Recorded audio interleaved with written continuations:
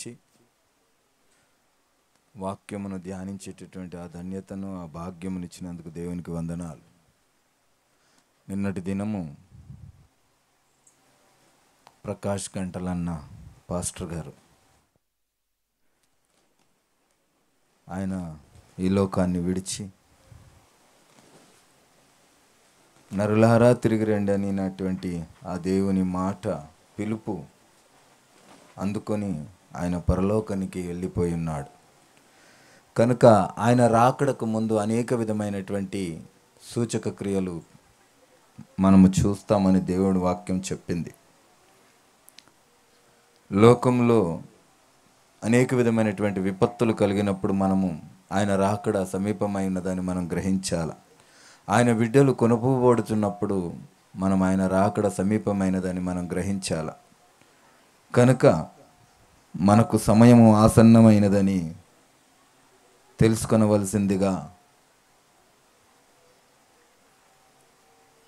ఈ యొక్క ఆరాధన సమయంలో మీకు తెలియజేస్తూ ఉన్నాను. దేవుని రాకడ సమీపమై ఉన్నది. మనము సిద్ధపాటు కలిగి ఆయన పిలుపు కొరకు, ఒకవేళ మరణము వస్తే ఆయన పిలుపు కొరకు, లేదా ఆయన రాకడ వస్తే ఎత్తబడే గుంపులో ఉండుట కొరకు మనము ఆయన పాద సన్నిధిలో మనము కనిపెట్టుకొని ఉండాలి. కనుక ఈ దినము మనకు మరి ఒక్క దినం ఇచ్చిన దేవాది దేవునికి వందనాలు. మనలో ఇంకా ఏమైనా ఆయనకు అయిష్టమైనటువంటి నడవడి ఏదైనా ఉందేమోనని, మనకి ఇంకొక కొంత సమయం ఇచ్చి ఉన్నాడేమోనని మనము గ్రహించాలి. మనకు కలుగుతున్నటువంటి శ్రమలను బట్టి మనము మన లోపాలను దేవుడు సరిచేస్తున్నాడని, ఆయన శిక్షను మనం తృణీకరించొద్దని దేవుని వాక్యం చెప్తా ఉంది. కనుక మనం ప్రతి దినము కూడా మనకు దినము కలిగినందుకు మనము దేవుణ్ణి పశ్చాత్తాపంతో క్షమించమని, మన దోషమును, మన అపరాధములను విడిచిపెట్టుటకు మనం ఆయన సన్నిధిలో మనము కనిపెట్టుకొని అడుగుటకు ప్రయత్నం చేయాలి. కనుక ఈరోజు వాక్యంలోనికి వాక్య ధ్యానము చేసే ముందు దేవుణ్ణి అడుగుదాం. దేవా, మాతో మాట్లాడు నాయనా. అయ్యా, మీరు ఉపదేశించినటువంటి మాట, మీరు నా బిడ్డలు అన్నారు. మీకు నా కొరకు తెలియకుండా నాకు ఇష్టము లేదు అన్నావు. నాయనా, మేము నీ బిడ్డలమే. మిమ్మల్ని మేము తండ్రి అని సంబోధిస్తున్నాము. కనుక మీ కొరకు మాకు తెలియకుండా మా దౌర్భాగ్యము. మీ కోపము తెలిసి ఉండాలా, మీ ప్రేమ తెలిసి ఉండాలా, మీ దయ, మీ జాలి, మీ కనికరము తెలిసి ఉండాలా, మీరు చెయ్యమన్నది తెలిసి ఉండాలా, మీరు చెయ్యొద్దన్నవి తెలిసి ఉండాలా తండ్రి. ప్రభువా, దావీదు నా హృదయానుసారుడని ఆ బిరుదునిచ్చావు. అట్టి బిరుదును మేము పొందుకొనుటకు మీ హృదయాన్ని ఎరిగిన వాడిగా మీ వాక్యాన్ని ధ్యానించే జ్ఞానమును మాకు దయచేయమని బ్రతిమలాడుకొంచున్నాం. అయ్యా, మీ వాక్యము మాకు అర్థమయ్యే విధంగా మాకు బోధించు. మా స్వనీతిని బంధించు. మా నోటిని మీ బూరగా మలుచు. తండ్రి, మీరు మాతో మాట్లాడమని మమ్మల్ని మీ చేతికి అప్పగించుకుంటూ నజరేయుడైన యేసయ్యా మీ నామమును అడిగి వేడుకొంచున్నాము తండ్రి. ఆమేన్. హల్లెలూయా. అయితే మనము ప్రతి వారము చిన్నప్పటి నుండి సుమారుగా దేవుని వాక్యములను వింటూనే ఉన్నాం కదా. కానీ వింటున్న ప్రతి ఒక్కరు ఎవరినైనా లేపి దేవుని కొరకు 2 మాటలు చెప్పమంటే ఏమని చెప్తారు? దేవుని కొరకు చెప్పమంటే దేవుడు ఆశీర్వదిస్తాడు, దేవుడు గొప్ప దేవుడు కదా, ఇంతే చెప్తా ఉంటాం. దేవుడు ఆశీర్వదిస్తాడు, దేవుడు నమ్మిన వారిని విడవడు, ఇవే చెప్తా ఉంటాం. కానీ దేవుని కొరకు మనకేమీ తెలిసి ఉండదు. కానీ నేను ఈ మధ్య కాలంలో కొంతమందిని నేను చూసినప్పుడు, కొత్తగా వివాహం జరిగి కొంత ఎడబాటు కలిగినప్పుడు వాళ్ళు తన భర్త కొరకు, భర్త భార్య కొరకు చెప్తున్నటువంటి మాటలు నేను వింటూ ఉంటే ఏమని చెప్తా ఉంటారంటే, నా భర్త ఉదయం ఇది తింటాడు, నా భర్త ఉదయాన్నే ఇన్నింటికి లేస్తాడు, నా భర్త ఇది తినడు, నా భర్త ఇవి తినడు. ఇవన్నీ భార్యకు తెలుసుంటాయి, భార్య కొరకు భర్తకు తెలుసుంటాయి. నా భార్య ఈ టైంకి లేస్తుంది, నా భార్య ఇది చేస్తుంది, నా భార్య ఇది చాలా బాగా చేస్తుంది, నా భార్యకి ఇది చేయటానికి రాదు. ఇలాగ భార్య కొరకు భర్తకు తెలిసి ఉంటుంది కదా. అయితే మనము కొంతకాలము నివసించే వారి కొరకే మనం ఇంతగా వారి యొక్క ఉద్దేశములను, వారి ఇష్టాలను, అయిష్టాలను మనము తెలుసుకొని మనము ప్రవర్తిస్తూ ఉంటే, శాశ్వత కాలము ఆయనతో ఉండడానికి వెళుతున్న మనము ఆయన ఉద్దేశము, ఆయన ఇష్టము, ఆయన అయిష్టము మనం గ్రహించకపోతే మనం ఆయన బిడ్డలము కాము అని దేవుని వాక్యము సెలవిస్తూ ఉన్నది. కనుక దేవుని వాక్యము బిడ్డలు అని ఎందుకు సంబోధిస్తూ ఉన్నాడు?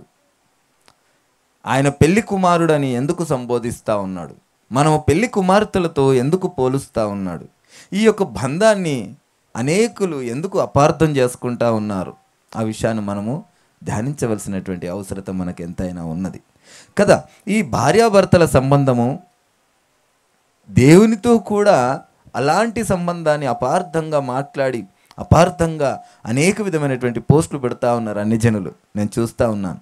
కానీ ఈ భార్యాభర్తల సంబంధము కేవలము మనుషులకే, ఇది కేవలము మనుషులకే. ఆ దేవుడు సర్వాధికారి, సర్వసృష్టికర్త అయిన దేవుడు. ఆకాశం ఆయన సింహాసనము, భూమి ఆయన పాదపీఠము. మనము మనిషి ఆయన ముందు ఎంతగా కనబడతాడో ఆ ఒక్కసారి అది గుర్తుంచుకుంటే దేవుని కొరకు అలాంటి మాటలు ఎవ్వరు కూడా మాట్లాడలేరు. క్రైస్తవులే కాదు, అన్ని జనులు కూడా మాట్లాడలేరు. ఇది దేవునికి సంబంధించినటువంటి మాట కాదు. దేవుడు మనిషిని ఎంతో చిన్నగా, చాలా చోట్ల దేవుని యొక్క పరిశుద్ధ లేఖనంలో మనిషి కొరకు మాట్లాడుతూ ఉంటాడు. నీచమైనటువంటి ఆ మనిషి ఎంత అని. కానీ ఆ మాటను ఆ యొక్క మనిషి తనను తానే ఎంతగానో ఊహించుకొని దేవుణ్ణి సైతము కించపరిచేటటువంటి మాటలు మాట్లాడుతూ ఉంటారు. అసలు మనుషులము దేనికి గొరకాం, ఆ దేవునికైతే ఇంకా అసలు ఊహించటానికి కూడా పనికిరాం మనం. అటువంటి ఆ మనిషి దేవుని యొక్క పరిశుద్ధతను, దేవుని యొక్క అధికారాన్ని ఆ యొక్క మనిషికి పోలుస్తూ పొంతన పెట్టుకుంటూ ఉంటారు. ఆ విషయాలను మనం ధ్యానించి వాటిగా పూర్తి అవగాహన మనకు ఉంటేనే మనం దేవుని అందు స్థిరంగా ఉంటామని దేవుని వాక్యం చెప్తా ఉంది. అయితే దేవుడు మనిషిని సృష్టించే ముందు అనేక విధమైన వాటిని సృష్టించిండు. భూమిని, ఆకాశమును, సమస్త జంతువులను. అలాగే మొట్టమొదటగా సృష్టించింది ఆయన సైన్యమును సృష్టించుకున్నాడు కదా. ఆయన సైన్యమును ఆయన సృష్టించుకున్నాడు. చూద్దామా?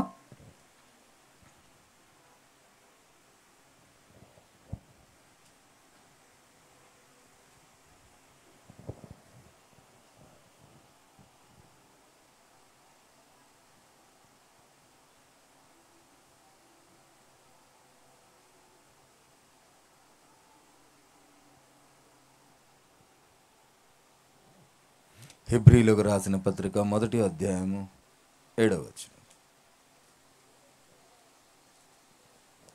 సమయం ఈరోజు ఆలస్యమైంది, కాస్త త్వరగా మీరు చదివి పెట్టండి. నేను త్వరగా ముగించి ప్రయత్నం చేస్తాను.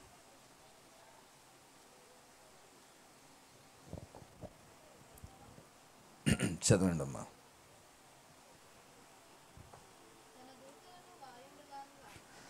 తన దూతలను, వాయువులను,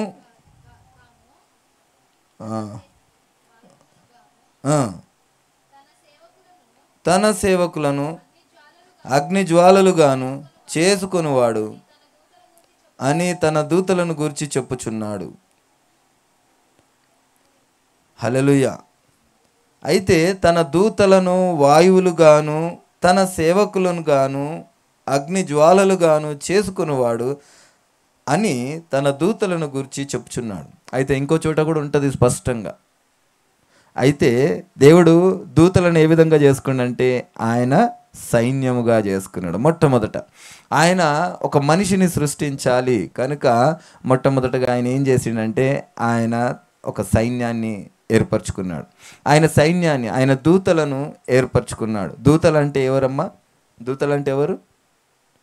మనం చెప్పినది మన తరఫున వెళ్ళి చేసేవారిని దూతలు అంటారు కదా.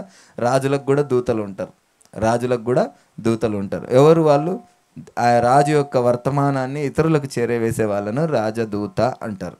అలాగే దేవుని పని, చెయ్యమన్నవి చేయటము, చెయ్యొద్దన్నవి చేయకుండా ఉండడానికి కొరకు ఒక సైన్యాన్ని దేవుడు మొట్టమొదటగా ఆయన నిర్మించుకున్నాడు. ఆయన దూతలను సృష్టించుకున్నాడు. అయితే నేను వివరంగా వెళ్తే ఇది 10 రోజుల సబ్జెక్ట్. ఇది అంత గొప్పగా ఉంటుంది. అన్ని అధ్యాయాలు ఉంటాయి. వెళ్తూ వెళ్తూ ఇక్కడ అక్కడ అన్ని ధ్యానించుకుంటూ వెళ్తూ ఉంటే అంత గొప్ప పెద్ద లాంగ్ సబ్జెక్ట్. కానీ నేను షార్ట్కట్లా కొంత వివరించడానికి ప్రయత్నం చేస్తూ ఉంటాను. అయితే దేవదూతలను ఆయన సైన్యంగా ఆయన చేసుకున్నప్పుడు అందులో ఒక దూత ఏం చేసిందో ఒకసారి మనం చూసుకుందాం.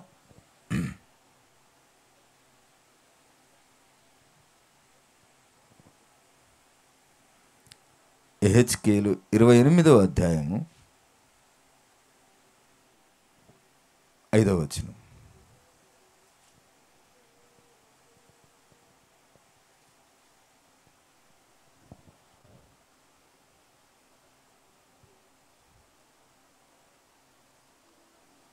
యెహెజ్కేలు 28:5 వచనం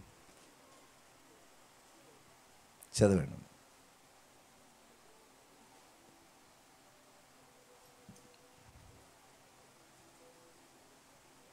చదవాలా?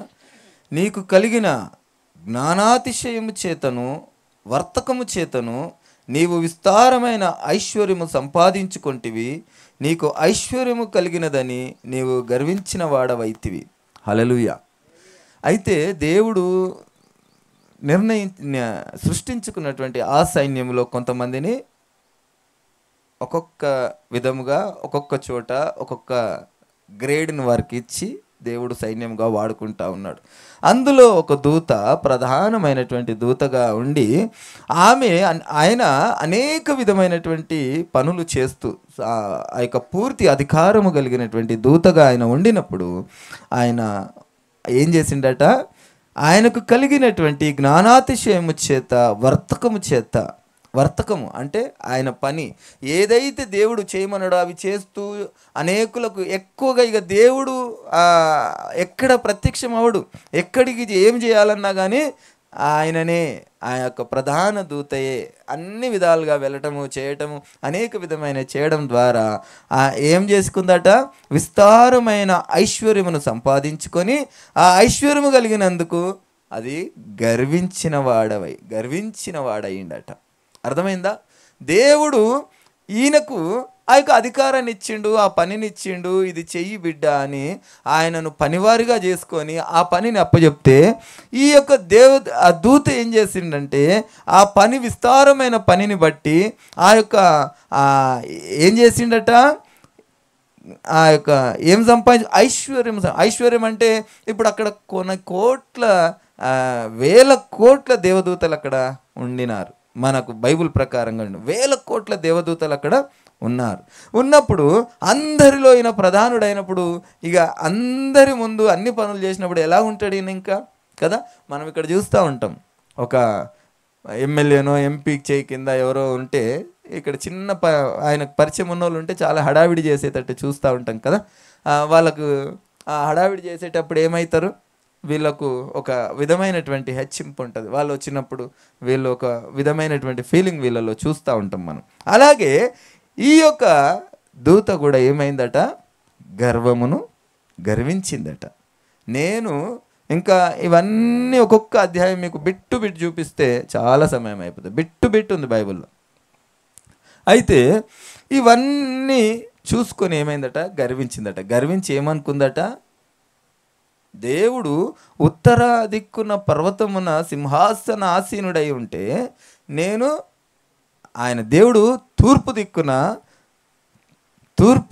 దిక్కున పర్వతం పైన ఆసీనుడై ఉంటే నేను ఉత్తర దిక్కున సింహాసనం వేసుకుందును అని మనసులో అనుకొని మనసులో ఏమైందట? విస్తారమైన 16వ వచనం చూద్దాం. 16.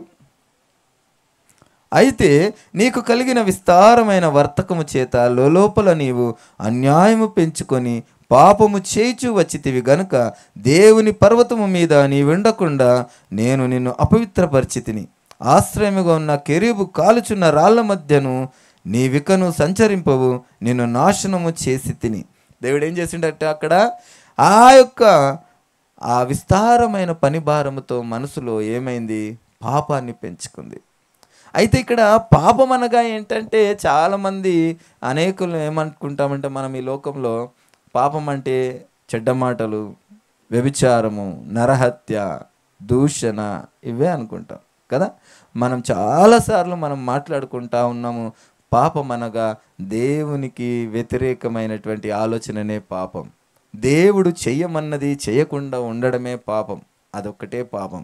అయితే ఈ యొక్క ప్రధానమైనటువంటి ఈ అంశములను మాట్లాడుకోవడానికి ఒక ప్రధానమైనది అంశం ఏంటంటే, దేవుడు అనిన దానికి ఇంకొక పదము దేవుడికి ఒక్కడే దేవుడు కదా. దేవుడు అన్న పదానికి దేవుడు ఒక్కడే. దేవుడు ఒక్కడే అన్న పదానికి అర్థము దేవుడు సర్వాధికారి అయినటువంటి వాడు, అధికారము కలిగిన వాడే, సమస్తమును చేయగలిగిన వాడే ఆయన దేవుడు. దేవునిలో పాపము లేదు, ఆయన పరిశుద్ధుడు అనడానికి ఇంకొక పదం ఏంటంటే ఆయన సర్వాధికారి అయిన దేవుడు. పాపం అంటే ఏంటంటే ఆజ్ఞాతిక్రమం పాపం. పాపం లేదు అంటే ఆజ్ఞ లేనివాడు పాపం లేనివాడు. అర్థం చేసుకోవాల్సినటువంటి అవసరత చాలా ఉన్నది. అయితే చాలామంది ఏం చేస్తారంటే ఆయనలో పాపము లేదు అంటారు. అధికారము కలిగినటువంటి ఆయన దగ్గరనే మనం ఆయన పాపాన్నే వెతకడానికి ప్రయత్నం చేసేటటువంటి ప్రక్రియ ఉన్నది చాలామందిలో. ఆయనలో పాపం లేదు కాదు. దేవుడు ఏమంటుండంటే ఆజ్ఞ అతిక్రమం పాపము, ఆజ్ఞ ఇచ్చేవాడు సర్వాధికారి. పాపము లేదు అంటే ఆయన సర్వాధికారి అయిన దేవుడు అని దేవుని వాక్యం చెప్తా ఉంది. అయితే ఇక్కడ దేవదూత పాపము చేసి ఆయన మనసులో గర్వించి పాపము చేసినాడు. పాపము చేసినప్పుడు ఇంకొక చోట ఒక మాట రాయబడి ఉంటుంది, అది చూసుకుందాము. చూసుకొని మళ్ళీ వాక్యంలోనికి వెళ్దాం.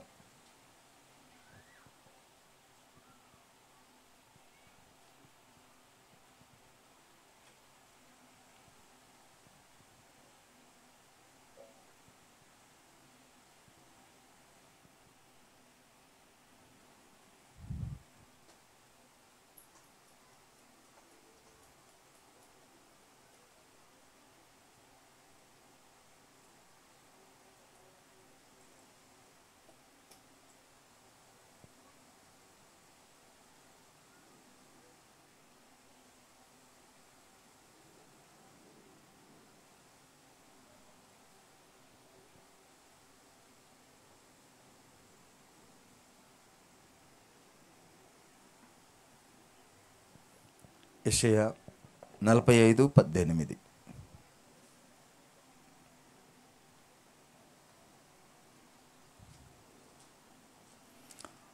ఆకాశములకు సృష్టికర్తయగు యెహోవాయే దేవుడు. ఆయన భూమిని కలుగజేసి దాన్ని సిద్ధపరిచి స్థిరపరిచెను. నిరాకారముగా ఉండునట్లు ఆయన దాని సృజింపలేదు, నివాస స్థలమగునట్లుగా దాన్ని సృజించెను. ఆయన సెలవిచ్చినదేమనగా యెహోవాను నేనే, మరి ఏ దేవుడును లేడు. హల్లెలూయా. ఇక్కడ దేవుడు ఏమంటుండు? భూమిని ఎలాగూ స్థిరపరిచిండట, దానిని సిద్ధపరిచి స్థిరపరిచెను. నిరాకారముగా ఉండకుండునట్లు ఆయన దానిని సృజింపలేదు. నిరాకారంగా ఉండునట్లు ఆయన సృజింపలేదు. కానీ ఆదికాండం 1వ అధ్యాయంలో మనకేమని కనబడుతుందంటే భూమి నిరాకారముగా ఉండెను అని మనకు కనబడుతుంది. అయితే దేవుడు ఏమంటున్నాడు? ఆయన నిరాకారంగా ఆయన సృష్టించలేదట. ఆయన ఏ విధంగా సృష్టించిండట? ఆకారముగానే ఆయన సృష్టించిండు. కానీ మరి నిరాకారంగా ఎందుకు మారింది? ఆ భూమి నిరాకారంగా ఎందుకు మారిందంటే మనం ఇక్కడ చూస్తున్నాం కదా, దేవదూత అక్కడ పాపము చేసినప్పుడు, ఆ పాపము చేసి ఏం చేసింది? ఆయనలో పాపం ప్రవేశించినప్పుడు ఆయన చేసినటువంటి విస్తారమైన వర్తకము చేత కోటాను కోట్ల దేవదూతలు అక్కడ ఉండినప్పుడు ఈయనతో పనిచేసినటువంటి కొంతమంది దేవదూతలు ఏమైనరు? ఈయన మాటకు ఆ యొక్క దేవదూతలు కూడా సహకరించినప్పుడు ఈ యొక్క కొన్ని వేల కోట్ల దేవదూతలను ఏం చేసిండు దేవుడు? పైనుంచి కిందికి త్రోసేసినప్పుడు ఏమైంది? ఇక్కడ భూమి నిరాకారంగా మారిపోయింది. అయితే అంతకుముందు జరిగినటువంటి ఆ యొక్క సంభాషణ వీరికి దేవుడు ప్రతి ఒక్క విషయం కూడా దేవదూతలతో సంభాషించేవాడు. యోబు గ్రంథంలో రాయబడి ఉంటుంది. మనము ఎలా చేద్దాం, ఏం చేద్దామని ఆయనకు సలహా చెప్పటం కాదు, వీరికి చెప్పి వారితో చేయించటం దేవుని యొక్క ఉద్దేశం. అందుకే మొదట దేవుడు ఏమంటాడు, మానవుణ్ణి మన పోలికను చేద్దామని దూతలతో ఆయన సంభాషించినటువంటి మాట మనం వింటాం. అది దూతలతో మాట్లాడినటువంటి మాట. అయితే ఇక్కడ ఆయన దూతలను కిందికి త్రోసివేసినప్పుడు భూమి నిరాకారంగా మారినప్పుడు ఆయన యొక్క ప్రణాళిక, ఆయన ఆలోచన, ఆయన అల్లాడుతూ ఉన్నాడు. నేను మానవుని చెయ్యాలి కదా, మానవుని చెయ్యాలి అని ఆలోచిస్తూ ఆ యొక్క ప్రక్రియ ఈ విధంగా నిరాకారంగా మారిందని ఆ యొక్క ఆదికాండంలో రాయబడి ఉంటుంది. కానీ అంతకుముందే దేవుడు ఏమంటాడంటే ఆయన ప్రణాళిక చెప్పునే సమస్తమును జరుగుతున్నదని దేవుని వాక్యం చెప్తా ఉంటుంది. అయితే దేవుడు ఏం చేసిండు, దేవదూతలను పనివారిగా చేసిండు.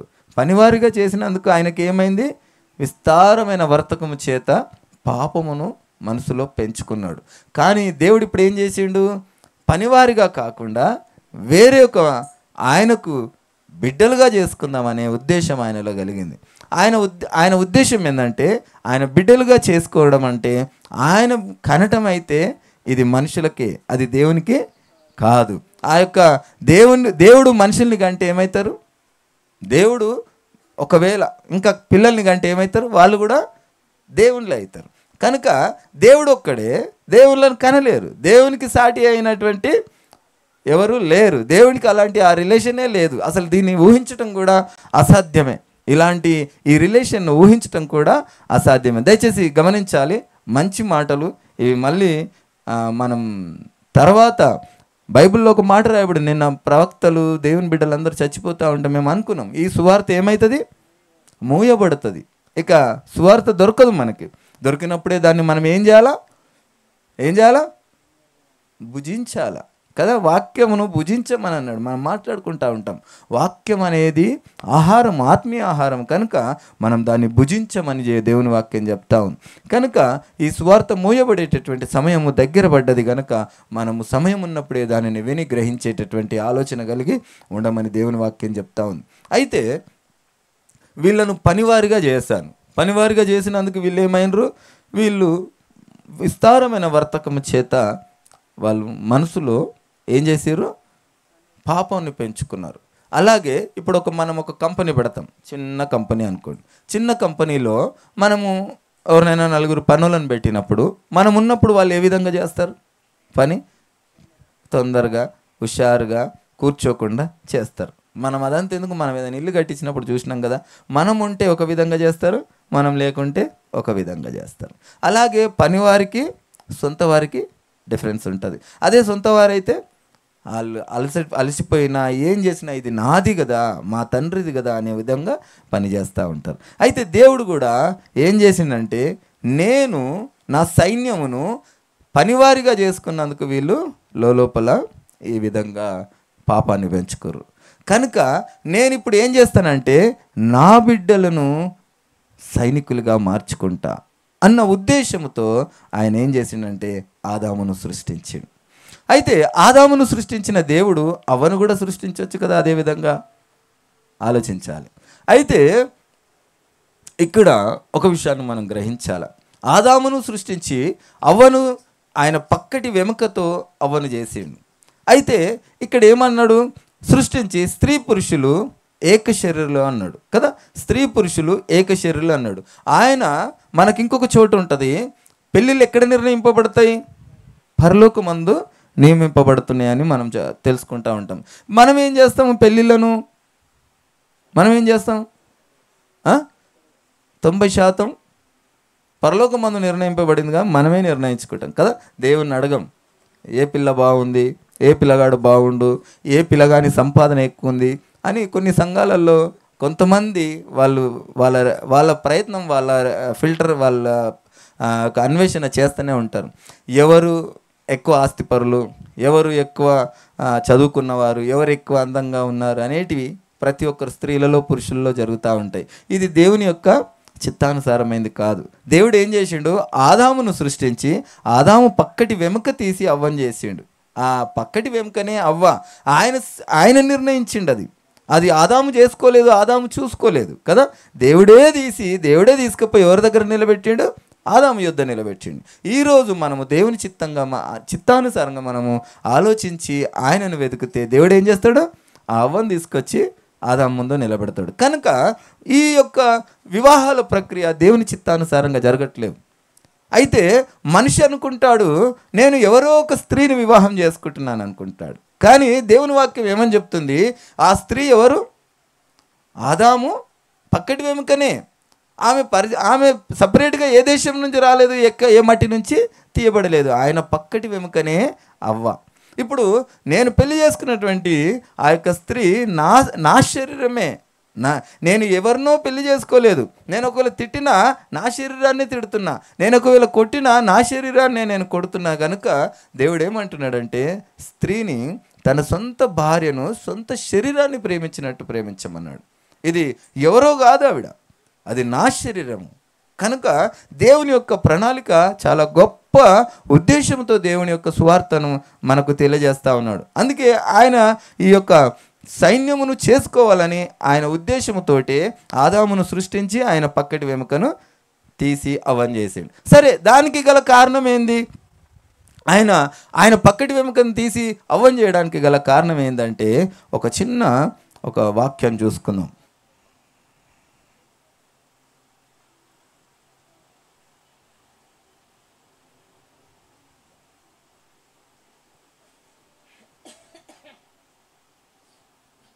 ప్రసంగి 7:28.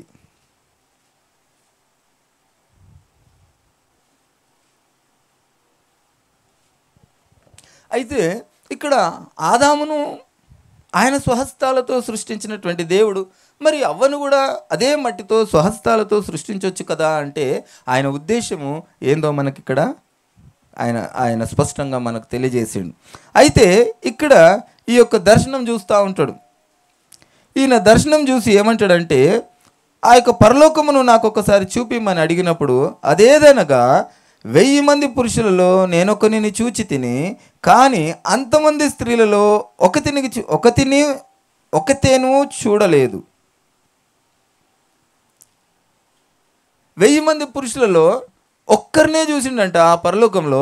అంటే ఈ లోకంలో పిలువబడిన వారు అనేకులు, ఏర్పరచుకున్న వారు కొందరే అని మనం చదువుకున్నటువంటి ఆ మాటను ఆ యొక్క పరలోకంలో అందరూ పోతారో తెలియదు, కానీ అక్కడ 1000 మందిలో ఒక్కరినే చూస్తుండట ఆయన.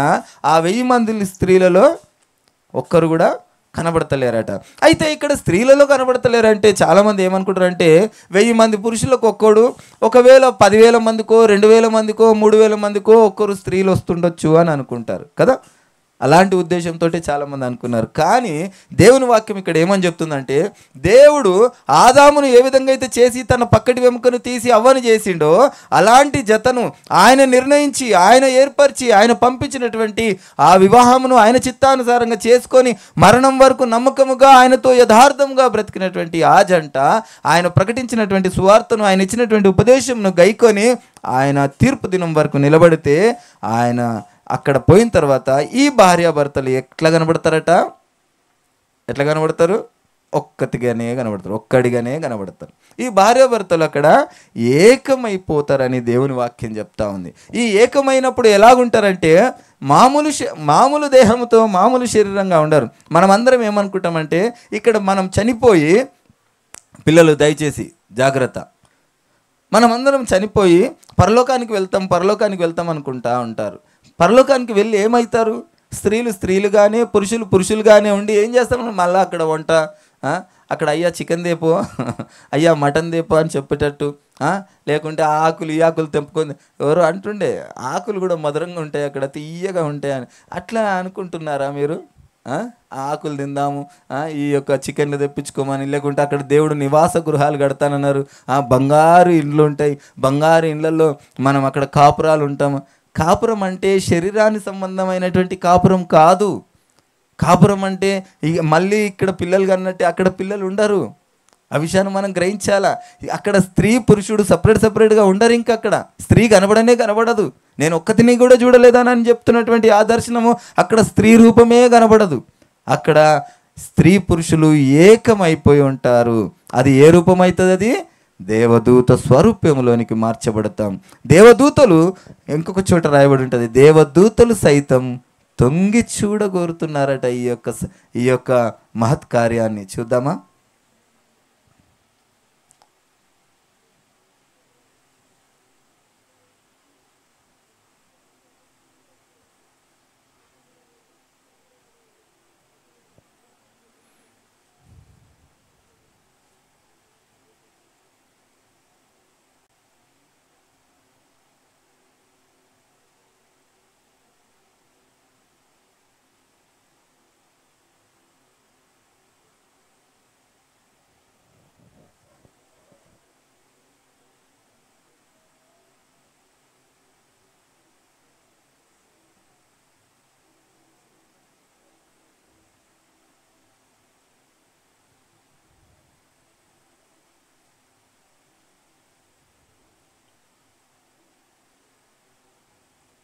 ఎక్కడ ఉంటుంది ఇది?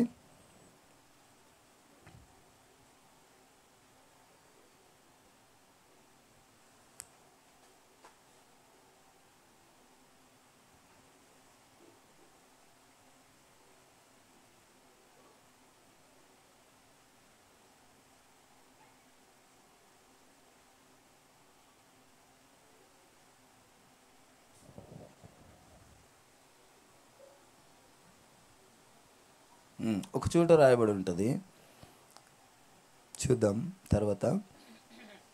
అయితే ఈ మహత్కార్యమును దేవదూతలు సైతం తొంగి చూడగోరుతున్నారని ఆ యొక్క పేతురుకు రాసిన పత్రికలు అనుకుంటా,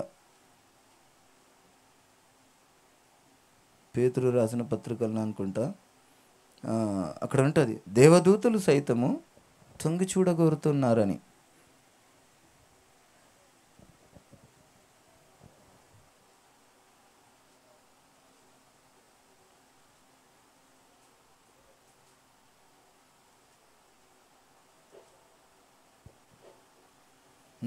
మొదటి పేతురు 1వ అధ్యాయము 12వ వచనం.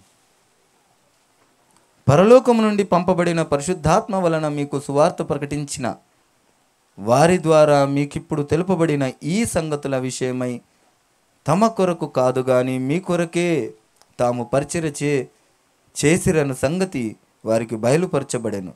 దేవదూతలు ఈ కార్యములను తొంగి చూడగోరుచున్నారంట. హల్లెలూయా. అయితే ఈ గొప్ప కార్యమును, ఈ కార్యములన్నిటి కొరకు ఈ గొప్ప ఆయన ఉద్దేశము, ఆయన ఇంతకుముందుకు పనివారిగా చేసుకుంటూ కనుక వారిలో ఆ యొక్క పని వర్తకము చేత పాపం పెంచుకున్నారు కదా. అయితే దేవుడు ఏం చేస్తున్నాడంటే మనల్ని ఫస్ట్ ఆయన బిడ్డలుగా చేసుకున్నాడు.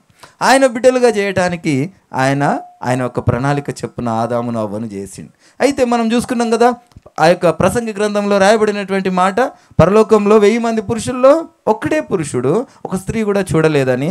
ఆ యొక్క సంఘటనకు దానికి ఒక అర్థం ఏంటంటే, అక్కడ ఇద్దరు కూడా ఏకమయ్యి దేవదూతలుగా మారబోతున్నటువంటి ఆ సమయమును దేవదూతలకు తీర్పు తీర్చబోతురు అని, ఒక దేవదూతలకు తీర్పు తీర్చుదురు అని ఒక చోట రాయబడి ఉంటుంది.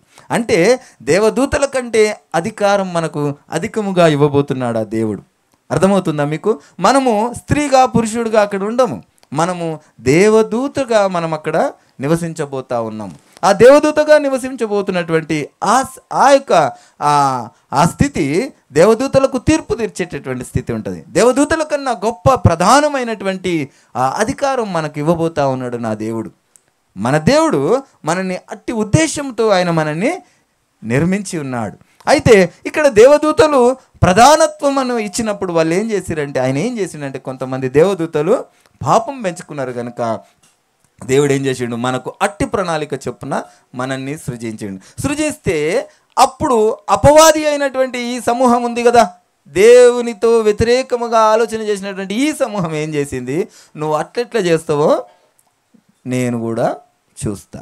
ఏం చేస్తున్నాడు ఇక? అయితే ఈ విషయాన్ని మనం ధ్యానించే ముందు ఒక్కసారి అస్సలు దేవుని యొక్క శక్తిని మనం ఒకసారి చూద్దాం. దేవుడు ఏం చేసిండు? దేవుడు ఫస్ట్ మొట్టమొదటగా ఆయన ఆకాశం, ఆయన సింహాసనం, భూమి ఆయన పాదపీఠం, ఆయన తేజస్సును మనం ఎవరము చూడలేము. ఒక చోట రాయబడి ఉంటుంది, ఎవ్వరు కూడా ఆయనను చూడలేదు, చూసి బ్రతకజాలం. అయితే దేవదూతలకు సైతం ఆయన మహిమను, ఆయన యొక్క ఆకారాన్ని ఆయన చూపలేదు.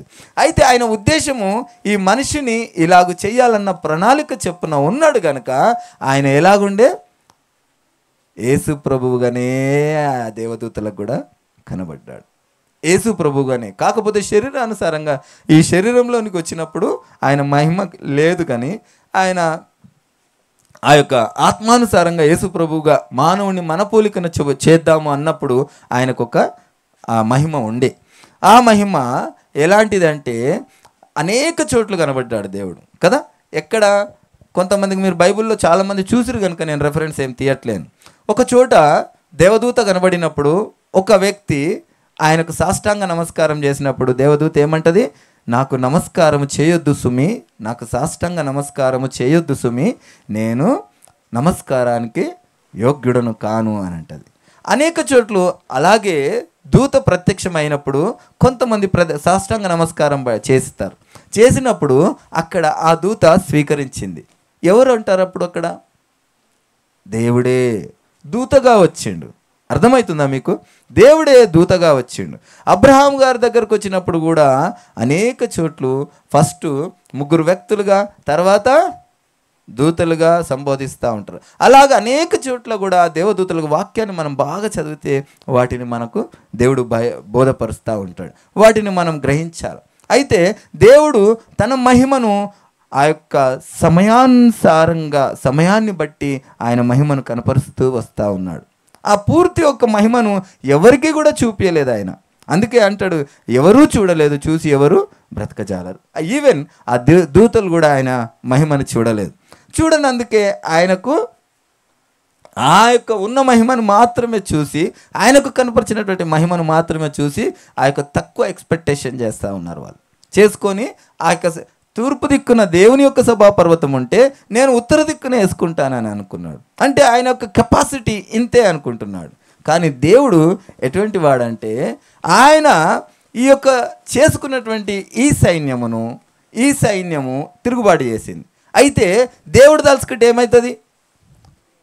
దేవుడి యొక్క కాలి ఆయన కత్తి పట్టుకొని యుద్ధం చేయాల్సిన అవసరం లేదు. ఆయన స్వచ్ఛమైనటువంటి రూపాన్ని, ఆయన మహిమను చూపిస్తే సమస్తము నాశనం అయిపోతుంది. కానీ ఆయన కష్టపడి చేసుకున్నది నాశనం చేయడానికి కాదు అని ఆయన గ్రహించి దాన్ని ఏం చేయాలని, తన ప్రేమతోని ఆయన సాధించాలని తను అపవాది చేసినటువంటి తన క్రియను తన లెవెల్గానే సైన్యమును చేసుకోవాలి. తన లెవెల్తోనే నేను యుద్ధం చేసి దాన్ని ఓడించాలని దేవుడు ఏం చేసిండంటే మనిషిని సృష్టించిండు. మనిషిని సృష్టిస్తే మనిషి ఇంతటి గొప్ప కార్యముతో ఆయన కంటే, అంటే ప్రధానమైనటువంటి ఈ అపవాది కంటే ఎక్కువ శక్తిని మనిషికి ఇస్తాడని గ్రహించి మనిషిని ఏం చేయాలనుకుంది? నాశనం చేయాలనుకుని దేవుని మాట అక్కడ తను వినలేదు.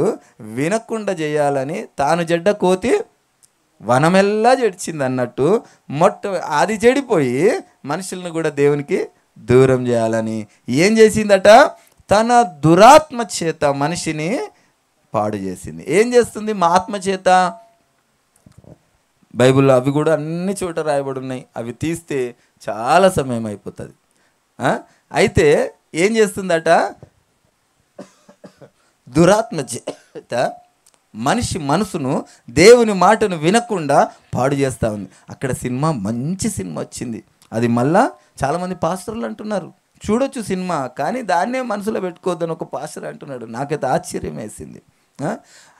మంచి సినిమా వచ్చింది, చూడు తప్పేముంది అందులో, అదొక మంచి సబ్జెక్ట్ కలిగిన సినిమా అంటది ఆ సైతాన్. మళ్ళీ ఏమంటది? పెళ్లి చేసుకుంటే తప్పు కాదు, నువ్వు పోయి ఏదైనా చేస్తే తప్పు, వాళ్ళంతటా వాళ్ళు వస్తే తప్పు కాదు, ఇది చేస్తే తప్పు కాదు, ఎవరు చూస్తున్నారు నేను ఇప్పుడు ఇది చేస్తే, ఇలాగ అనేక విధమైనటువంటి ఆ యొక్క మోసపు మాటల చేత, ఆ అపవిత్ర ఆత్మ చేత మనల్ని ప్రలోభ పెడతా ఉంటుంది. అయితే ఈ ప్రలోభ పెడతా ఉంటే ఆ పరిశుద్ధమైనటువంటి ఆ దేవుని యొక్క ఆత్మ మనకు దేవునికి సమాధానం, అనగా ఆయనకు మనకు సమాధానం లేకుండా ఆయన మన దగ్గరికి రాలేడు. మన దగ్గరికి వస్తే మనం ఏమవుతాం? చచ్చిపోతాం. కనుక మనకు సమాధానపరచడానికి మొట్టమొదటగా ఏ ప్రక్రియ చేయాలా అనేది దేవుడు ఆలోచించి ఆయన ఏం చేసిండు? ఆయన మహిమనంతా విడిచిండు. ఏ మహిమను? ఆ దేవదూతలకు సైతం ఉండినటువంటి ఆ మహిమను కూడా విడిచి దాసుని స్వారూప్యము దాల్చుకుండు. అర్థమవుతుందా? ఇక్కడ దేవదూతల దగ్గరికి వచ్చినప్పుడు ఒక తగినటువంటి ఆ మహిమను తీసుకొని వచ్చిండు. తర్వాత మనం ఆ మహిమను కూడా చూడలేని స్థితిలో మనం అయిపోయినాం. ఆయనకు మాట వినకుండా అంతకంటే దౌర్భాగ్యం అయిపోతే దేవుడు ఏం చేసిండు? ఆ మహిమను కూడా విడిచిపెట్టి ఏం చేసిండు? దాసుని స్వారూప్యము దాల్చుకొని మన దగ్గరికి వచ్చిండు. వచ్చి మన కొరకు ఆయన కొట్టబడి, చంపబడి, రక్తము గార్చి పాపానికి ప్రాయచిత్త బలిని చేసుకొని ఆయన ఏం చేసిండు? మనకు ఏం చేసిండు? ఆయనకు సమాధానం చేసుకున్నాడు. మొట్టమొదటగా సమాధానం పరుచుకొని ఆయన ఏం చేసిండు? ఈ దురాత్మ మనల్ని పాడు చేస్తుంటే ఆయన ఏం చేసిండు? పరిశుద్ధాత్మనిచ్చి మనల్ని బాగు చేస్తూ ఉన్నాడు. అర్థమవుతుందా మాట? ఆయన అపవాదిగాడు ఏం చేసిండు? దురాత్మ చేత మనల్ని, మన యొక్క స్వభావాన్ని మారుస్తూ ఉంటే దేవుడు ఏం చేస్తుండు? ఆయన పరిశుద్ధాత్మనిచ్చి మనల్ని పరిశుద్ధులుగా చేస్తూ ఉన్నాడు. ఇక్కడ 2 ఆత్మల చేత మనము మోటివేట్ చేయబడతా ఉన్నాం. ఒకటి దురాత్మ చేత ఆ పాపముని చేయమంటే, ఒక పరిశుద్ధాత్మ చేత వద్దు బిడ్డ, మీ లోకం ఇది కాదు, ఈ లోకం కొరకు మనం ప్రయాసపడతా ఉంటే వద్దు బిడ్డ, ఈ లోకం మనది కాదు అంటు. ఈ లోకమేమో, ఈ అపవిత్రాత్మనేమో ఈ లోకమే మీది, ఈ రాజ్యమే మీది, ఈ రాజ్యంలో ఉన్నంత మటుకు తాగు, తిను, సుఖించు, ఇది నీకు ఇస్తా, ఇది ఇస్తా, ఇది ఇస్తా అని అపవాదిగాడు చూపిస్తూ ఉంటాడు. దేవుని ఆత్మ ఏమంటదంటే ఇది మనది కాదు. మనం ఏం చేయబోతున్నాము? మనం ఏం కాబోతున్నాము? ఏం కాబోతున్నాము? మనము చెప్పాలా? విన్నారు కదా ఇప్పుడే. మనం ఏం కాబోతున్నాము? దేవుని సైనికులం కాబోతున్నాము. దేవదూతలుగా మార్చబడబోతున్నాము. మనం ఇక్కడ ఉన్నటువంటి ఈ యొక్క శరీరంతో అక్కడ ఉండము, ఈ యొక్క లింగభేదంతో అక్కడ ఉండము. మనకు లింగభేదం ఉండదు. అక్కడికి వెళ్ళిన తర్వాత మనకు స్త్రీ రూపం ఉండదు, పురుష రూపం ఉండదు. దేవదూత స్వరూపంలోనికి మార్చబడబోతున్నాము. ఆ గొప్ప కార్యము, ఆ యొక్క ఆ స్థితిని మనకు ఉండకుండా చేయడమే అపవాది గాని యొక్క అపవిత్రాత్మ పని. దేవుడు ఏం చేస్తున్నాడు? మనం ఎలాగా, మీరు చిన్నపిల్లలది అవి చూస్తూ ఉంటారు కదా, ఏంటి అవి? జపాన్ వాళ్ళు చేస్తారు చూడండి. ఏదో కత్తి పట్టుకొని 5 నిమిషాలు కూడా ఇక్కడ నిలబడి ఇట్లా ఎగిరి ఎగిరి ఇట్లా కొట్టి ఇట్లా ఏదో బిల్డింగ్ దునికి, ఆ బిల్డింగ్ దునికి, ఈ బిల్డింగ్ దునికి, దాన్ని ఏమంటారు? అది అవి వస్తాయి కదా కత్తి పట్టుకొని. స్ట్రేంజరా ఏంటి అవి ప్రోగ్రాంలో పిల్లలు చూసేటి? ఏం ప్రోగ్రామ్ అది? అన్నీ ఏదో మాస్కులు ఇట్లా పెట్టుకొని దొరుకుతూ ఉంటారు చూడండి.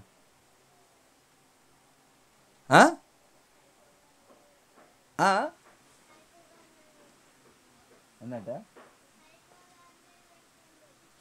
ఆ ప్రోగ్రాం పేరు ఏం పేరు? కాదు, ఏదో జపాన్ వాళ్ళది ఉంటుంది. స్ట్రేంజర్ లాగా 5 4 చిన్నపిల్లలే, యువకులే ఉంటారు. వాళ్ళు చేస్తూ ఉంటారు. ఏదన్నా విపత్తులు వచ్చినప్పుడు, ఏదైనా వచ్చినప్పుడు ఎగిరి కొట్టడం, చేయడం అలా చేస్తాడు. మనుషుల కంటే అతీతమైనటువంటి శక్తి వాళ్ళలో కనబడతా ఉంటుంది. ఎగిరి దునకడం, గోడల్ని ఈ గోడ దునికి, ఆ గోడ దునికి, ఆ బిల్డింగ్ మీద దునికి, అలాంటివి చేస్తూ ఉంటారు. అలాగే దేవదూత కూడా ఒకరోజు ఎంతమందిని హతమార్చింది? 1,57,000 ఏదో లెక్క ఉంటుంది. అంతమందిని హతమార్చింది. మనము మనుషులకైతే అది సాధ్యం కాదు. మనుషులు ఒక్కరితో పోరాడితే దమ్ము అయిపోతారు కదా. ఒక్కరితో 2తో పోరాడిన వాళ్ళని మనం చాలా మట్టుకు చూస్తాం. సినిమాలలో చూస్తూ ఉండే అప్పట్లో ఎంతమందిని, 10 మందిని 20 మందిని కొట్టే వాళ్ళని చూస్తూ ఉండే. ఇక చిరంజీవి అయితే లారీ 100 మందిని చంపేస్తుండే కొట్టేసి, అలాంటివి చూస్తూ ఉండే. కానీ ఈ శక్తి మనుషులకు సాధ్యం కాదు. అది దేవదూత కొన్ని లక్షల మందిని హతమార్చినటువంటి దూత. అయితే మనకు దేవుడు ఏం చేస్తుండంటే, ఆయన బిడ్డలుగా ఎందుకు మనల్ని చేసుకుంటుండంటే, ఆయన మనకు ఫస్ట్ ఆ యొక్క పాశాన్ని మనకి ఇచ్చిండు. ఏ పాశం ఇచ్చిండు? ఆయన మనకి రక్తపాశాన్ని ఇచ్చేసిండు, మనకు బంధాన్ని ఇచ్చేసిండు. ఏం చేసిండు? ఆయన ప్రాణాన్ని ఇచ్చి, ఆయన రక్తాన్ని ఇచ్చి మనల్ని ఏం చేసిండు? పిల్లలుగా చేసుకుండు. ఇప్పుడు మనం ఏమై ఉన్నాం? మనకు ఆయన తండ్రి అయి ఉన్నాడు. అప్పుడు మనము ఈ లోకం నుంచి మనం వెళ్ళిపోయిన తర్వాత మనం దేవదూతగా మార్చబడినప్పుడు, సైన్యంగా మార్చమప్పుడు ఆయన సైన్యమే. కానీ అప్పుడు ఏమవుతాం? నా సొంత తండ్రి అని చెప్పి నిలబడతాం. అక్కడ ఏ పనికైనా మనం ఏం చేస్తాము? విసుక్కోము. ఆయన తండ్రి కొరకు ఎవరైనా విసుక్కుంటారా? తండ్రి కొరకు ఎవరైనా ఏదైనా చేయడానికి భయపడతారా? తండ్రి కొరకు ప్రాణం పెట్టేటటువంటిగా ఉంటారు. ఎందుకంటే ఆయన ఆల్రెడీగా మనకు ఆయన దాసుని స్వరూపం దాల్చుకొని ఆయన ప్రాణాన్నే మన కొరకు పెట్టి ఆయన మనల్ని పిల్లలుగా చేసుకుండు. ఇప్పుడు మనమేమవుతాము? ఈ ప్రాణాన్ని పెట్టినటువంటి ఈ విధానాన్ని, ఈ స్థితిని మనం ఇక్కడ ఏమవుతున్నామో ప్రాణాన్ని సైతం లెక్క చేయకుండా ఆయన కొరకు మనము ప్రాణం పెట్టి ఆయన బిడ్డలుగా, పరలోకంలో ఆయన దూతగా, ఆయన సైన్యంగా, ఆయన అధికారిగా మనము మారబోతా ఉన్నాం. ఆ విషయాన్నే దేవుడు మనకు ఈ బయలుపరుచుతా ఉంటే మనం ఏం చేస్తూ ఉన్నాం? తుచ్చమైన వాటి కొరకు ప్రయాసపడతా ఉన్నాం. ఆయన ఉద్దేశాన్ని మనం గ్రహిస్తలేము. ఇక్కడ ఉన్నటువంటి ఈ యొక్క శరీర బలహీనతలు కూడా అక్కడ ఉంటాయి అనుకుంటారు. చాలా మట్టుకు నేను చిన్న ఉన్నప్పుడు ఆ యొక్క అన్య సహవాసం నేను బాగా చేస్తుండే. అక్కడ వాళ్ళు అంటుండే, అక్కడ పరలోకంలో ఏముంటారట? రంభా, ఊర్వశి, మేనక ఉంటారంట అనేవాళ్ళు. అక్కడ ఏముండదు, లింగభేదం ఉండనే ఉండదు. అక్కడ స్త్రీలు రానే రారు. స్త్రీలు కూడా పురుషులు భార్యాభర్తలు ఏకశరీరులై అప్పుడు వాళ్ళు దూతగా మార్చబడతారు. వారికి అతీతమైనటువంటి శక్తి దేవుడు వారికి అనుగ్రహిస్తాడు. వారి యొక్క అతీతమైన శక్తిని పొందుకునేటటువంటి ఆ స్థితిని దేవదూతలు సైతం తొంగి చూడగోరుతూ ఉంటారంట. అంతటి అద్భుతమైనటువంటి ఆ మహత్కార్యమును, ఆ మహత్కార్యంలో మనం ఉన్నామా? ఆ మహత్కార్యానికి మనకు ఎలిజిబిలిటీయా? ఆ మహత్కార్యమును చేయబోవడం, ఆ దేవుడు చేయబోతున్నటువంటి ఆ స్థితిలో మనకు పాలివారం అవుతామా అని మనం ప్రతిదినం మనం పరీక్షించుకోవడము ఎంతవరకు సబమైనదో ఒక్కసారి ఆలోచించండి. అది సరైనదా కాదా? ఆ స్థితి మనకు కావాలనా వద్దా ఆలోచించండి. ఒకవేళ ఇది బైబిల్లో మాత్రం రాయబడి లేదు, కానీ కొన్ని కారణాల చేత ఒకవేళ ఆ గొప్ప సైన్యంగా మనం మార్చబడకపోతే, ఒకవేళ అక్కడ ఏదో ఒక స్థితి 3rd grade, 4th grade, 6th గ్రేడే కనుక ఉంటే, ఆ స్థితిలో ఉన్న వారిని చూసి ఈ స్థితిలో ఉన్నవారు ఎంత బాధపడతారో ఒకసారి ఆలోచించండి. అర్థమవుతుందా వాక్యం? అర్థమైందా? ఆ మహత్కార్యము దేవదూతలు, ఇప్పుడు దేవదూతలు అంటే నాటే జోకు. దేవదూతలు ప్రత్యక్షమైనంటే చాలామంది భయపడ్డారు. కానీ దేవదూతలు అందరూ ఏమన్నారు? చూసి భయపడకు, భయపడకు, భయపడకు అన్నారు. మనం ఆ దూతగా మార్చబడితే, ఒకవేళ ఈ స్థితిని మొత్తం మనం ఆ యొక్క దేవుని యొక్క ఉద్దేశాన్ని మనం కనుక గ్రహించకుండా, నెరవేర్చకుండా, పాటించకుండా ఉంటే మనము అక్కడ ఏ విధంగా ఉంటాం? అప్పుడు భయపడే స్థితిలోనే ఉంటాము. భయపట్టే స్థితిలో ఆయన చిత్తాన్ని నెరవేర్చిన వారు భయపెట్టాల్సిన అవసరం లేదు, చూస్తేనే భయపడతారు. ఒక సినిమా నేను చూసినప్పుడు, అరే నువ్వు వాళ్ళని చూస్తేనే చస్తావురా అంటుండే. నిజంగా చెప్తున్నా, దేవుని యొక్క ఆ ప్రణాళిక చెప్పున మనని చేసినటువంటి ఆ మహత్ కార్యమును చూస్తేనే చచ్చిపోతున్నటువంటి స్థితి ఆ యొక్క దేవునికి వ్యతిరేకమైన వారికి ఉంటుంది. అంతటి గొప్ప కార్యాన్ని మనం గ్రహించటలేదు. ఎందుకొరకు మనకు ఆయన ప్రాణం పెట్టిండంటే, ఆయన మనల్ని ఆ యొక్క సైన్యంగా మార్చడానికి. సైన్యంగా ఉన్నవారు లోపల ఆ యొక్క వర్తకము చేత పాపం పెంచుకున్నారు. కానీ ఆయన మన బిడ్డలుగా మనల్ని చేసి ఆయన తండ్రిగా మనకు ఎందుకున్నాడంటే, ఇలాంటి పాపము ఉండకూడదని, ఆయన చేసినటువంటి ప్రణాళికలో ఏ లోపం ఉండకూడదని, ఇంతటి స్వచ్ఛమైన బంగారము లాంటి ఆ ప్రణాళిక ఆయన రూపొందించిన. అందుకే ఆయన ప్రణాళిక ప్రణాళిక ప్రణాళిక ప్రణాళిక అని పదే పదే చెప్తాడు. ఆయన చిత్తము, ఆయన చిత్తము, ఆయన ప్రణాళిక అని ఆయన చెప్తా ఉంటాడు. ఒకవేళ ఆయన ప్రణాళికలో మనము లేకపోతే ఎక్కడుంటామో ఏమవుతామో అనేది కూడా మనము గ్రహించాలి. దేవుని వాక్యం ఎంతవరకు చెప్పిందో మనకు అంతవరకే దేవుడు అనుమతించిండు. అంతకు మించి దేవుడు అనుపాదించమని చెప్పలేదు. ఒకవేళ కొన్ని విషయాలలో ఆ యొక్క బైబిల్లో రాయబడి ఉంటుంది. ఏమనంటే, ప్రభువా నీ నామంలో నేను దయ్యములను ఎలగొట్టిన, ప్రభువా నీ నామంలో నేను సువార్తను ప్రకటించిన అంటే, అక్రమము చేయువారులారా నా యుద్ధ నుండి పొండి అని అన్నాడు. ఒకవేళ ఆ స్థానం ఎక్కడున్నది? ప్రభువా నీ నామమున దయ్యములను ఎలగొట్టలేదా అని అడిగేటటువంటి ఆ స్థానము నరకానికి ఆ యొక్క ప్రభు ఉండేటటువంటి స్థానానికి మధ్యలో ఉంటే, వాళ్ళు ఆ యొక్క మధ్య స్థానంలో ఉంటే, దేవుడు మనల్ని ఏర్పరచుకున్నటువంటి ఆ స్థితి, ఆ దేవదూతల స్థితిని మనం పొందుకొని ఉంటే వీరు చూసి తట్టుకోగలరా? ఆ విషయాన్ని మనం గ్రహించాలి. అనేక విధమైనటువంటి ఆ యొక్క స్థితులు ఉండొచ్చు, కానీ మనము దేవుని యొక్క చిత్తాన్ని నెరవేర్చేటటువంటి ఆ స్థితిని, ఆ పరిస్థితిని మనం గ్రహించుకొని మనం ఉండమని దేవుని వాక్యం చెప్తా ఉంది. ఇంతటి అద్భుతమైనటువంటి అవకాశం ఇచ్చినటువంటి దేవునికి మనం ఎంత కృతజ్ఞులమై ఉండాలి. ఒక ముఖ్యమంత్రి దగ్గర సన్నిహితంగా పనిచేయడానికే ఎంతో ఆశ, ఆసక్తి కలిగి మనం బ్రతుకుతాం కదా. ఒక ప్రధానమంత్రి దగ్గర పనిచేయడానికి ఆయనతో ఉన్నవారికి ఎంతో విలువ ఉంటుంది కదా. సృష్టికర్త అయిన దేవునికి సైన్యంగా మారబోతున్నాం మనం. ఆ విషయాన్ని గ్రహించండి. ఆ యొక్క సృష్టికర్తకే మనము సైనికుడిగా బిడ్డగా మనం ఉంటున్నామంటే ఎంత ధన్యత. మీరు నమ్మరు, ఆయన పిల్లలంటే శరీరానుసారంగా అనుకుంటా ఉంటారు ఇక్కడ లోకంలో ఉన్నవారు. ఆయన ఎవరో ఒక పాట పాడింది ఒక అక్క, ఆయన నా ప్రియుడు అని పాట పాడితే ఆమెను కూడా ఏదో చెడ్డగా మాట్లాడుతూ ఉన్నారు. ఈ బలహీనత కేవలం శరీరానికే. పైకి పోయిన తర్వాత ఈ స్త్రీ ఉండదు, కనబడదు, ఈ పురుషుడు కనబడడు. ఈ స్త్రీ పురుష లింగ భేదం అక్కడ ఉండనే ఉండదని బైబిల్ చెప్తా ఉంది. అక్కడ కేవలము పరిశుద్ధమైనటువంటి ఆ యొక్క దేవదూతలు, దేవుడు మాత్రమే కనబడతా ఉంటారు. కనుక ఆ దేవుని యొక్క మహిమలోనికి మనము ప్రవేశించబోతా ఉన్నాము. మనము దూతగా మారబోతా ఉన్నాము. ఆ మారబోవడానికి మనము కలిగినటువంటి నిరీక్షణ దేవుని వాక్యం తెలుసుకోమని దేవుని వాక్యం చెప్తా ఉంది. ఇంకా దీని గురించి నేను చాలా తక్కువనే రెఫరెన్స్ తీసుకున్నాను. ఇంకా అనేక విధమైనటువంటి రెఫరెన్స్ ఉన్నాయి. సమయం ఉంటే ఒక్కొక్కటి ఈచ్ అండ్ ఎవ్రీథింగ్ మనం చూసుకుంటే దేవుని సత్యాన్ని మనకు బోధిస్తూ ఉంటాడు. ఏది మీకు ఎక్కడ అనుమానం వచ్చిందో అక్కడ దేవుడు మనకి బలపరిచి ఆ వాక్య లేఖనాలను స్థిరపరిచిండు. ఆ సత్యాన్ని మనం గ్రహించమని దేవుని వాక్యం చెప్తా ఉన్నది.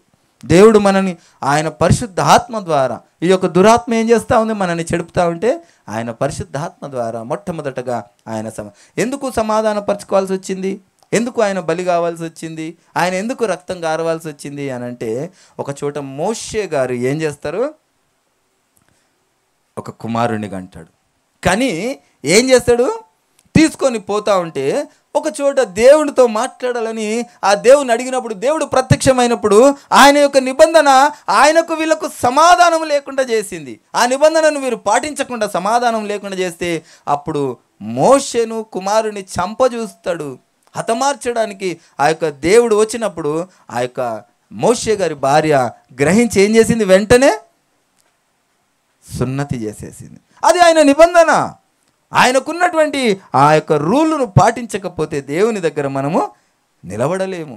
ఆయన చేసినటువంటి ఆ నిబంధనకు మనము ఆయన ఉండాలంటే మొట్టమొదటగా అలాంటివి చేయాలి. అలాంటివి ఆనాడు ఉండే వాటన్నిటినీ రూపుమాపడానికి, వాటిని పరిశుద్ధాత్మ చేత మనని నడిపించటానికి దేవుడు ఆయన ఖచ్చితంగా ఆ యొక్క మరణం పొందాల్సి వచ్చింది. కనుకనే ఆ మరణం ద్వారా మనకేమైంది, మొట్టమొదటగా సమాధానం కలిగింది. సమాధానం తర్వాత పరిశుద్ధాత్మ దొరికింది. పరిశుద్ధాత్మ ద్వారా మనం ఏమైనాం, ఇప్పుడు పరిశుద్ధులుగా అయినాం. ఇంకొక రోజు మనము అసలు పరిశుద్ధత అంటే ఏంది, అసలు పాపం అంటే ఏందో మనకందరికీ తెలుసు. పాపం అంటే ఏందో కానీ దాన్ని గ్రహించటలేదు. పాపం అనగా దేవుని మాట వినకపోవటమే పాపము. వినకపోవడం అంటే ఏంటో కూడా మనము గ్రహించినాం. దేవుణ్ణి నమ్మకపోవటమే పాపం. దేవుని నమ్మితే ఆయన మాట విన్నట్టే. ఆయన దేవుడై ఉండి శరీరధారిగా ఈ లోకానికి వచ్చినప్పుడు ఎవరు నమ్మలేదు. నమ్ముచున్నావా అంటే నమ్ముచున్నాను అన్నాడు. నమ్మిన వారికి స్వస్థత జరిగింది. అవన్నీ కొన్ని ఎందుకు రాయబడలేదంటే లూకాసు వార్తలో కూడా ఒక మాట రాయబడి ఉంటుంది.